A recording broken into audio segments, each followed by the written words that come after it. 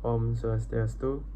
Sebelumnya perkenalkan, saya Gusti Ngurah Bagus Wilwatikta dengan NIM 22095111141 dari kelas C, merupakan Fakultas Kedokteran Hewan Universitas Udayana. Di sini saya akan memaparkan mengenai tugas dari mata kuliah Ilmu Penyakit Bakteri dan Jamur. Selamat menyaksikan.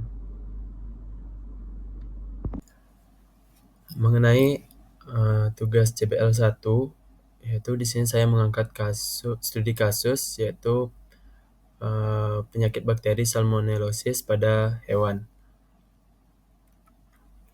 Masuk ke pendahuluan. Salmonellosis SP merupakan patogen penting pada manusia dan hewan di seluruh dunia. Sebagian besar kasus salmonellosis pada manusia disebabkan oleh makanan.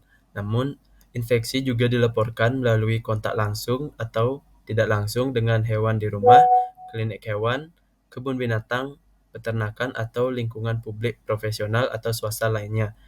Insiden salmonellosis pada manusia, khususnya di Eropa, yaitu relatif umum terjadi atau tingkat notifikasi US sebesar 23,4 kasus per 100.000, dan sebagian besar disebabkan oleh konsumsi makanan yang terkontaminasi 55%, namun persentase yang cukup tinggi terkait dengan sumber lingkungan 13%, dan bahkan untuk kontak langsung dengan hewan 9%. Demikian pula hewan peliharaan juga rentan terhadap infeksi salmonella, namun belum ada data atau penelitian yang memperkirakan kasus salmonellosis pada hewan peliharaan.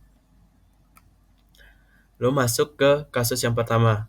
Pada bulan Januari 2018, seekor kucing domestik betina dalam ruangan berusia 8 tahun yang telah dikebiri atau rasping dievaluasi di klinik swasta untuk mengetahui tanda-tanda gastrointestinal, yaitu anoreksia dengan penurunan berat badan, muntah, dan diare baru-baru ini. Tanda-tandanya dimulai 10 hari sebelum dengan kelesuan atau kelemahan dan rasa tidak enak badan. Kucing tersebut memiliki riwayat masalah pencernaan dan hati. Untuk sebagian besar masa dewasa kucing, berat badannya selalu sekitar 4 kg. Kucing itu ditampung bersama kucing lain.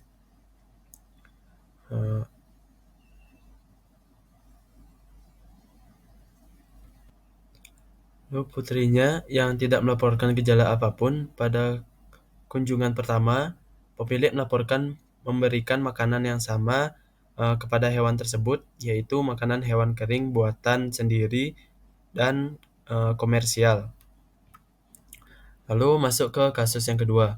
4 hari setelah kasus nomor 1 terlihat pertama kali, seekor kucing betina berusia 6 tahun dari rumah yang sama dirujuk ke klinik hewan yang sama untuk tanda-tanda yang sama yang dilaporkan sebelumnya untuk kasus nomor 1. Muntah-muntah dan diare selama 3 hari, dan 1 hari menderita anoreksia, tetapi lebih ringan dari kasus yang pertama. Selama sebagian besar masa dewasa kucing, berat badannya kira-kira 3 kg. Pada pengunjungan klinis dan mempertimbangkan anamnesis kasus nomor 2, dokter hewan mencurigai adanya infeksi yang sama. Menyelidiki infeksi dan kemungkinan sumber kontaminasi lebih dalam, pemilik menyebutkan bahwa makanan buatan sendiri yang diberikan kepada kedua hewan tersebut adalah RMBD unggas komersial beku yang dibeli di internet. Pada pemeriksaan fisik, kucing memiliki berat badan 2,5 kg, suhu rektal 38,3 derajat Celcius, lalu denyut nadi 180 kali per menit, dan frekuensi pernapasan 40 kali per menit. Kelainan termasuk hanya sekitar 7% dehidrasi. Pemeriksaan feses menunjukkan diare mukoid dan tes flotasi feses negatif. Berdasarkan informasi yang diperoleh selama anamnesis kasus kedua dan fakta bahwa kedua kucing telah menerima makanan mentah yang sama, feses segar kasus nomor 2 dikumpulkan dan dikirimkan ke laboratorium untuk pengujian PCR Real Team yang mengevaluasi panel beranggotakan 8 orang. Enteropatogen atau panel real PCR diare kucing termasuk virus Panleukopenia, penia kucing, virus corona kucing, janin Trichomonas, Giardia sp, Toxoplasma gondii, Cryptosporidium sp, Salmonella sp, dan deteksi gen toksin Clostridium perfringens A atau CPA dan gen enterotoksin Clostridium perfringens atau CPE. Tes PCR mendeteksi Salmonella sp dan 1.300 salinan atau CPA dihitung. Tidak ada enteropatogen lain yang terdeteksi. Kucing tersebut dirawat di rumah sakit selama 4 hari dan dirawat seperti yang dilaporkan untuk kasus yang pertama. Lalu masuk ke tindak lanjut kasus. Pada saat penulisan, diagnosis penyakit radang usus dibuat untuk kasus nomor 1 dan kucing tersebut melaporkan beberapa episode diare setiap hari. Sedangkan kasus nomor 2 dalam keadaan sehat dan tidak pernah menunjukkan tanda-tanda gastrointestinal yang kambuh lagi. Berdasarkan Salmonella sp dan tinja positif C. perfringens, pemilik kedua kucing tersebut disarankan oleh dokter hewan untuk menghentikan praktik pemberian makanan berbasis daging mentah dan RMBD unggas komersial diduga itu merupakan sebagai sumber infeksi. Pemiliknya menyerahkan spesimen kedua pakan tersebut, yaitu semangkuk RMBD unggah beku komersial dan makanan hewan kering komersial, ke Institut Eksperimental untuk Zooprofilaksis di Veneto untuk kultur bakteriologis. Apakah pakan tersebut dianalisis untuk mendeteksi salmonella. Lalu masuk ke pembahasan. Salmonellosis merupakan penyakit yang disebabkan oleh infeksi bakteri salmonella pada manusia dan hewan yang menyerang saluran gastrointestin yang mencakup perut, usus halus, dan usus besar atau kolon. Salmonellosis bersifat zoonosis, artinya penyakit ini dapat ditularkan dari hewan ke manusia. Salmonella menular ke manusia melalui berbagai makanan asal ternak yang terkontaminasi oleh bakteri tersebut. Sumber penularan dari penyakit ini berasal dari kotoran manusia maupun hewan dan air yang terkontaminasi oleh limbah tersebut.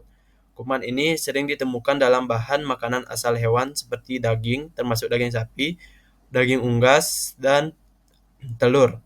Salmonellosis merupakan penyakit yang terdapat hampir di seluruh dunia. Menurut Darmojo 2001, Salmonella umumnya terdapat sendirian atau tunggal, jarang membentuk rantai lebih dari 2 sel. Dalam kultur ekstra agar atau yeast ekstra agar, koloni bakteri terlihat licin, mengkilat dan transparan, tetapi dalam kultur dengan infusi ayam atau chicken infusion, koloni tumbuh lebih subur dan aspeknya tidak begitu transparan. STP dapat memproduksi H2S, tetapi tidak dapat membentuk gas dari glukosa. Berbeda dengan lainnya, STP dapat menggunakan sitrat sebagai sumber karbon. Tidak dapat melakukan dikarboksilasi terhadap ornitin dan tidak memfermentasi ramona.